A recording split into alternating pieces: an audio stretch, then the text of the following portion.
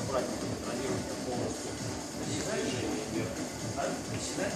Ну, смотри сам.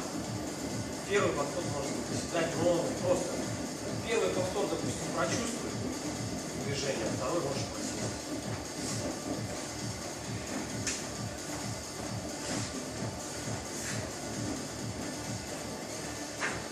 Ладно. Все, здесь встал. Спинку держи.